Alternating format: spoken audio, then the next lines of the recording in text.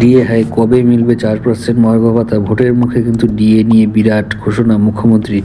ভোটের মুখে সরকারি কর্মীদের ডিএ নিয়ে বড় ঘোষণা করেন মুখ্যমন্ত্রী মমতা বন্দ্যোপাধ্যায়। তিনি জানান নির্বাচনী কমিশনের কারণে 4% ডিএ বৃদ্ধি আটকে থাকলেও এপ্রিল মাসের বেতনের সঙ্গে কিন্তু এই বর্ধিত টাকা মিটিয়ে দেওয়ার হবে।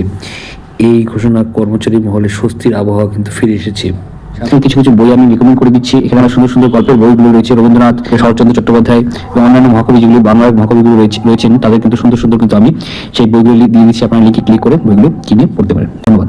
আমরা রয়েছে নির্বাচন, আজ শেষ প্রচার, 29শে এপ্রিল কিন্তু নির্বাচন রয়েছে। তার আগে কিন্তু বিভিন্ন জায়গায় কিন্তু সভা করছেন মুখ্যমন্ত্রী। এবার ভোটের মুখে কিন্তু ডিএ নিয়ে বিরাট ঘোষণা করলেন মুখ্যমন্ত্রী মমতা বন্দ্যোপাধ্যায়। কবে মিলবে 4% ডিএ প্রকাশ্যে এলো খবর। গত 5 ফেব্রুয়ারি অন অ্যাকাউন্টে বাজেট পেশের সময় কিন্তু রাজস্ব কর্মচারীদের জন্য 4% ডিএ ঘোষণা করছে রাজ্য সরকার। তবে এখন পর্যন্ত ডিএ কিন্তু প্রতিফলন তাদের অ্যাকাউন্টে হয়নি, যা নিয়ে কিন্তু অসন্তোষ কিন্তু বাড়ছে কর্মচারী মহলে। তো বর্তমানে যে খবরটি চলে এসেছে এটা হলো যে বাজেটে জানানো হয়েছিল যে 1 এপ্রিলে কার্যকর হবে এই বর্ধিত ভাতা। তবে এখন পর্যন্ত তা নিয়ে কোনো আপডেট নেই। মহার্ঘ ভাতা কি আদৌ বাড়বে, এই নিয়ে কিন্তু বিরাট ঘোষণা করলেন মুখ্যমন্ত্রী মমতা বন্দ্যোপাধ্যায়।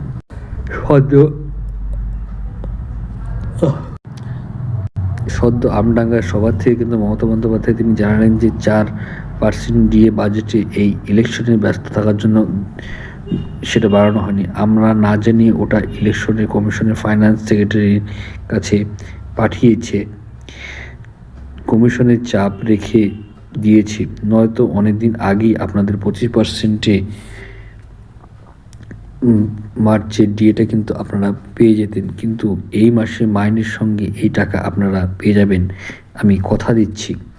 তো আপনারা কিন্তু এই মাসে মাইনের সঙ্গে কিন্তু সেই টাকাটা পেয়ে যাবে, সেটা কিন্তু বলা হচ্ছে। এদিকে কিন্তু জানা গিয়েছে যে রাজ্য সরকারের অধীনে কর্মচারীদের এপ্রিল মাসের বেতনে 29 এপ্রিল পাবেন। তো সেখান থেকে পঞ্চায়েতে, মিউনিসিপ্যালিটি কর্পোরেশন, লাইব্রেরিয়ান কর্মীরা এবং চলতি মাসের বেতনে 30 এপ্রিল পাবেন। তো তাই পেনশনভোগী কর্মীরা 2রা মে, তো ওয়েজ রেমুনারেশনের সাম্মানিক এবং স্টাইফেন্ডের প্রাপকরা 2রা মে টাকা পাবেন।